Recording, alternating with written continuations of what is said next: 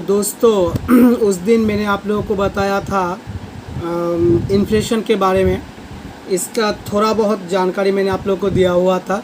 देखिए, inflation it is a very much important concept for the students of higher secondary along with the students from bachelor degree to higher education, that is PG masters। मैंने उस दिन थोड़ा बहुत details में नहीं बताया था, आज भी थोड़ा जिस्ट देता हूँ। देखिए, किसी इकोनॉमिस्ट्स का मानना है कि inflation is a fundamentally monetary phenomenon and it is as clear as the day, as the enlightened day, क्योंकि यह टोटली डिपेंड होता है on monetary concept। if you have the money and if you have the some affairs regarding monetary concept, at that time you will able to know what is the concept of inflation। जो चीज़ पहले आप 1000 रुपया में आप purchase करते थे, वही चीज़ अगर आपको 1500 2000 इस सिचुएशन पर लेना पड़ता है, तो आपको यह क्लियरली स्टेट करना पड़ेगा, अंडरस्टैंड होना पड़ेगा कि अभी मार्केट पर इन्फ्लेशन रेट चल रहा है। देखिए, जैसे पहले जैसे आप देखिए ना, पेट्रोल का दाम, डीज़ल का दाम, एडिबल ऑयल का दाम कितना था, लेकिन आज इतना बढ़ चुका है। And it is a kind of example of inflation. तो आइए, इकोनॉमिस्ट फ्राइडमैन जी क्या कहते हैं। Inflation is always and everywhere a monetary phenomenon. Inflation is always and everywhere a monetary phenomenon and can be produced only by a more rapid increase in the quantity of money than output। increase in money than output, मैंने उस दिन भी definitions बताते, तो आज मुझे कोई दिलचस्पी नहीं कि मैं फिर से आप डेफिनेशन लेके बैठ जाऊँ। आज आपको मैं बताऊंगा कि इन्फ्लेशन कितने प्रकार के हो सकते हैं। ज़्यादा मैं डीपेस्ट में नहीं जाऊंगा और थोड़ा बहुत मैं आपको बताऊंगा कि इन्फ्लेशन का कॉजेस क्या है। तो देखिए दोस्तों, it is essential to understand that a sustained rise in prices may not be of various magnitudes। Accordingly, different names has been given to inflation depending upon the rate of rise in prices। तो ठीक है, उसी प्रकार rise in prices के तहत क्या क्या inflationary situation का नाम हो सकते हैं, आइए देखते हैं। पहला, क्रीपिंग इन्फ्लेशन। क्या? Creeping, CREEPING, creeping inflation. When the rise in prices is very slow, like that of a snail or a creeper और a snail, जो शंख होते हैं, जो छोटे छोटे आप झिनुक कह सकते हो उसके तरीके से, जब एक शामुक, बांग्ला में इसको शामुक बताते हैं, हिंदी में पता नहीं क्या, स्नेल जो होते हैं वो धीरे धीरे जाते हैं। और इसी प्रकार अगर जो प्राइस लेवल हैं वो अगर धीरे धीरे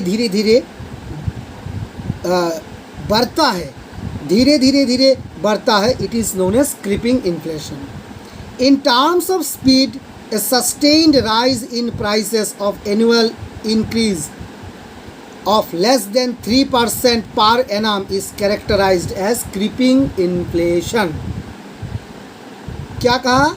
इन टर्म्स ऑफ स्पीड के अनुसार a sustained rise in prices of annual increase less than 3% से भी ज़्यादा लेस धीरे इंक्रीज होते जा रहे थे per annum is characterized as creeping inflation. Such an increase in prices is regarded safe and essential for economic growth. धीरे धीरे बढ़ना, धीरे धीरे धीरे धीरे धीरे इतना इतना इतना करके बढ़ना, ये इकोनॉमिकली आपके लिए ग्रोथ के लिए एक अच्छा उदाहरण भी हो सकते हैं, एसेंशियल भी हो सकते हैं, क्योंकि अगर ज़्यादा प्राइस लेवल राइज नहीं हुआ तब हमारे इकोनॉमिक ग्रोथ एंड डेवलपमेंट में थोड़ा दिक्कत आ सकता है।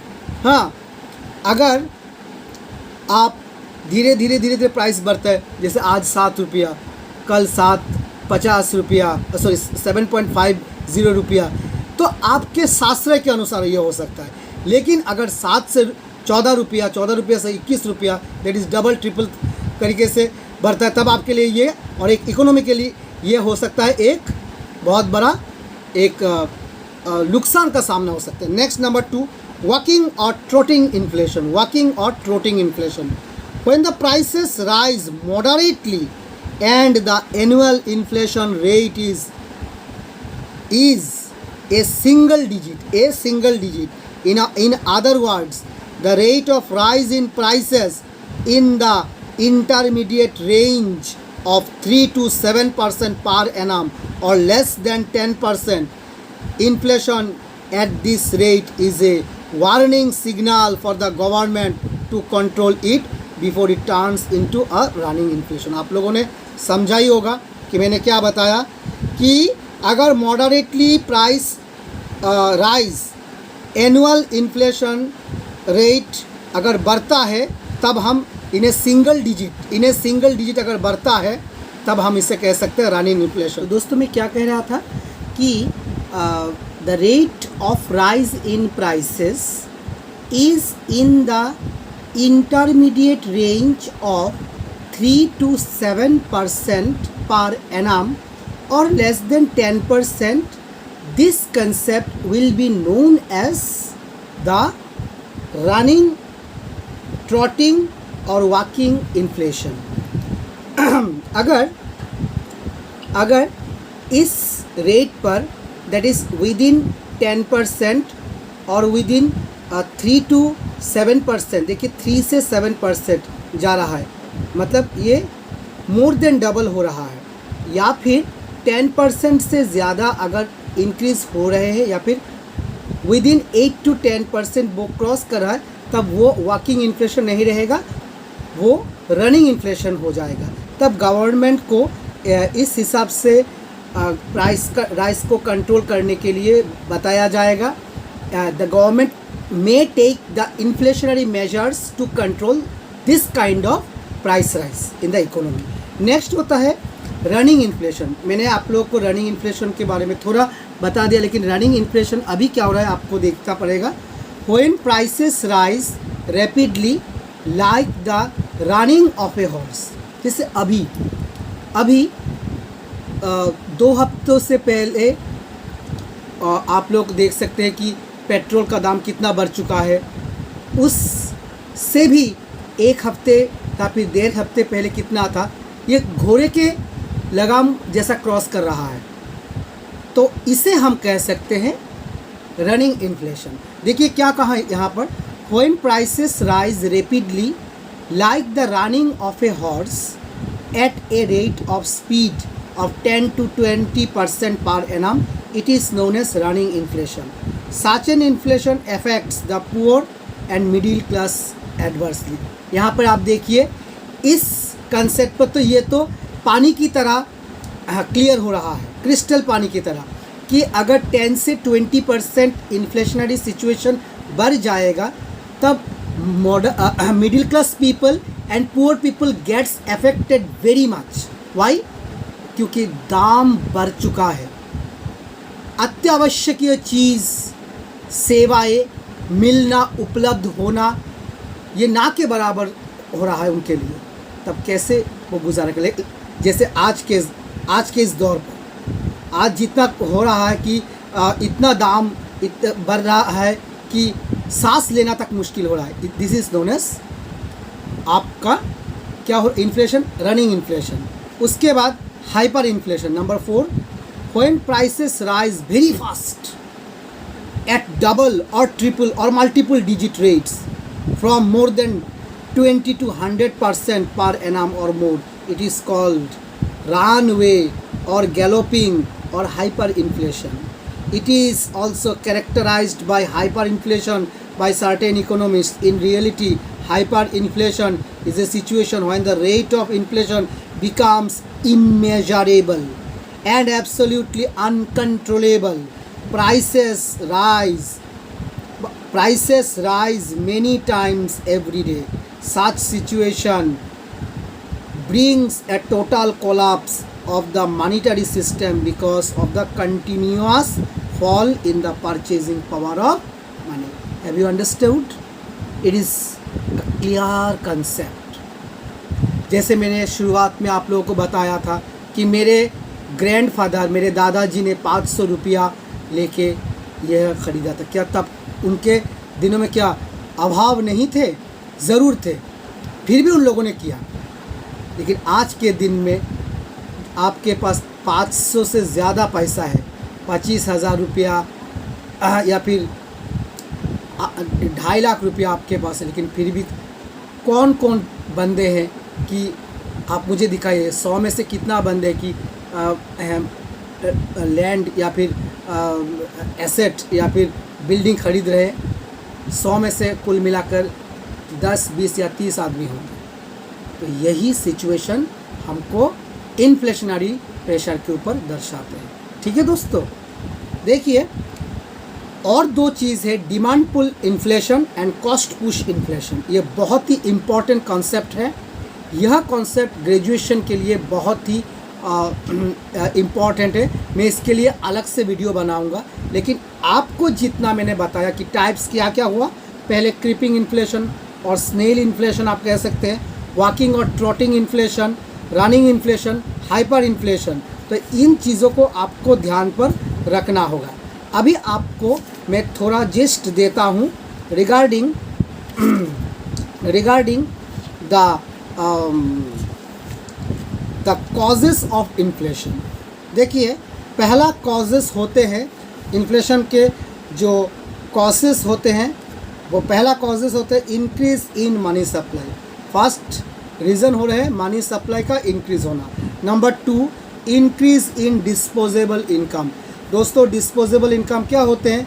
जो इनकम आप कर रहे हो, प्राइवेट इनकम या फिर पर्सनल इनकम, आप किसी को अपना इनकम आप डिस्पोज कर रहे हो, तो जितना भी डिस्पोज हो रहा है, अगर इतना ज़्यादातर डिस्पोज हो रहा है या फिर होते जाते हैं, तब इकोनॉमी अफेक्टेड होते हैं और इन the economy it will occur inflation. Number 3, increase in public expenditure. Public expenditure या फिर पब्लिक इकोनॉमिक्स पे ऊपर मैं वीडियो नेक्स्ट वीक में डालूंगा, आप देखेंगे तब पब्लिक एक्सपेंडिचर क्या क्या होता है। पब्लिक गुड्स के ऊपर अगर ज़्यादा एक्सपेंडिचर की जाए तब क्या होता है, इन्फ्लेशनरी प्रेशर बढ़ते हैं। ठीक है। Number 3, increase in consumer spending. अगर अत्यावश्यक द्रव्य मूल्य कंज्यूमर स्पेंडिंग के तहत बढ़ोतरी होते हैं तब भी इन्फ्लेशनरी सिचुएशन देखा जाता है। Number 5, cheap monetary policy. Monetary policy it's a kind of monetary affairs policy. I will discuss it, but आपको इसके बारे में थोड़ा बताते हूँ। Cheap monetary policy or the policy of credit expansion also leads to increase in money supply, which raises the demand for goods and services in the economy. When credit expands, it raises monetary income of the borrowers, which in turn raises aggregate demand relative to supply, thereby leading to inflation. This is also known as credit-induced inflation. So, if whenever I will discuss regarding the monetary policy, at that time you will acquainted with know regarding the credit control policy. मैं अपनी पिछले video में monetary policy के बारे में थोड़ा जिक्र मैंने किया था, लेकिन बैंकिंग एंड मॉनेटरी के तहत इतना डिस्कस नहीं होगा। लेकिन मॉनेटरी पॉलिसी भी एक तरह का पॉलिसी है जो गवर्नमेंट क्रिएशन करते हैं मनी सप्लाई के लिए। तो इस कॉन्सेप्ट पर भी इन्फ्लेशनरी सिचुएशन देखा जाता है। Number 5, deficit financing. Deficit financing, it is also the terms which is conducted by the government in order to meet its mounting expenses. The government resorts to deficit financing by borrowing from public and even by pricing more notes. This raises aggregate demand in relation to aggregate supply, thereby leading to inflationary rise in prices. This is also known as deficit induced inflation. Expansion of private sector. जैसा कि आप लोग अभी जानते हैं कि government अभी क्या कर रहा है, प्राइवेट सेक्टर के ऊपर ज़्यादा फोकस दे रहा है. लेकिन अगर हमारे जैसे मिक्स्ड इकोनॉमिक सिस्टम के ऊपर अगर गवर्नमेंट इतना ज़्यादा ध्यान देंगे प्राइवेट सेक्टर के ऊपर, तब public sector will gets exhausted and in return inflationary pressure will occur. It is obvious reason. Okay, next होते हैं, यह सभी जानते हैं, ब्लैक मनी. अगर ब्लैक मनी क्या होते हैं? Illegal money. इलीगली वैसे अगर हम कोई धन कमाते हैं, कोई पैसा कमाते हैं, तब ब्लैक मनी ऑकर होते. ब्लैक मनी ऑकर होने से क्या होता है? The one group of people residing in the society, they will become richer and others will be lower, and in this imbalance or in the imbalancing situation will show us the situation of inflation. देखिए मैं क्या कहा गया कि the existence of black money in all countries due to corruption. ये तो आप लोग अच्छी तरीके से जानते हैं, करप्शन के तहत ब्लैक मनी होता है. टैक्स इवाशन, टैक्स अवॉइडेंस, जिसको हम कर ना देने के, कर जो होते हैं, कर मतलब इनकम टैक्स को फाकी देने के लिए या फिर कुछ और करने के लिए कि कोई पैसा दे के डुप्लीकेट तरीके से अपना मनी इनकम इंक्रीज करते रहते हैं. लेकिन यहाँ पर क्या होता है? एक इम्बैलेंस सिचुएशन क्रिएट होता है इन द सोसाइटी और इससे इन्फ्लेशनरी सिचुएशन देखा जाता है. People spend such unearned money extravagantly, thereby creating unnecessary demand for commodities, and this tends to raise the price level further. Next, repayment of public debt. Public debt को जब repayment करते हैं, whenever the government repays its past internal debt to the public, it leads to increase in the money supply with the public. This tends to raise the aggregate demand for goods and services. क्योंकि अगर public को government repayment करते हैं तब क्या होता है? Money supply increase तो होते हैं, लेकिन एक section of the society will get benefited more and others become poorer. So यहाँ से जो बैलेंसिंग इम्बैलेंसिंग सिस्टम जो क्रिएट होते हैं, यहीं से इन्फ्लेशन ओकर होते हैं. And last one is increase in exports. Increase in exports. When the demand for domestically produced goods increases in foreign countries, this raises earnings of industrial producing export commodities. These in turn create more demand of goods and services within demand. ये तो देखिए export का मतलब क्या है? हमारे देश से कोई कमोडिटी बाहर जाता है. इससे तो आप लोगों को समझ में, तो ये तो एक अच्छा एक संकेत है, मतलब इकोनॉमिक ग्रोथ का एक अच्छे संकेत. लेकिन देखिए जितना डोमेस्टिक गुड्स एंड सर्विस बाहर जाएंगे, समझिए कॉन्सेप्ट, इससे गवर्नमेंट को लाभ होंगे. लेकिन इसके तहत जितना भी मैंने आप लोगों को रीजंस बताया, जितना भी है, रिपेमेंट ऑफ पब्लिक डेब्ट हो रहे हैं, या फिर आपका ब्लैक मनी हो रहा है, इंक्रीज इन पब्लिक एक्सपेंडिचर हो रहे हैं, public expansion in private sector हो रहे हैं, इससे क्या होता है? जो domestically produce goods and services का बाहर की दुनिया, बाहर के देश में इनका क्या होता है? डिमांड होते हैं और इसके तहत पैसा भी आता है. लेकिन इस पैसे का गलत भी इस्तेमाल हो सकते हैं करप्शन के थ्रू. टैक्स इवाशन, टैक्स अवॉइडेंस भी हो सकते हैं.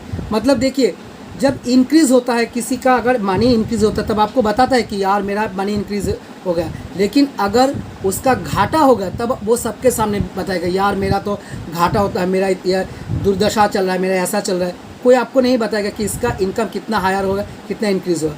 तो इसी प्रकार से अगर इंक्रीज इन एक्सपोर्ट्स हुआ तो बाहर के दुनिया में क्या होगा, हमारे देश का जो कमोडिटी उनका डिमांडिंग होगा, ठीक है, अच्छी बात है, लेकिन on the other hand inflationary situation will increase too much. So देखिए मैंने जितना फैक्टर्स था, टाइप्स मैंने बताया, उसके रीजंस बताए इन्फ्लेशन के। उम्मीद करता हूँ कि आप लोग बहुत बेनिफिटेड होंगे।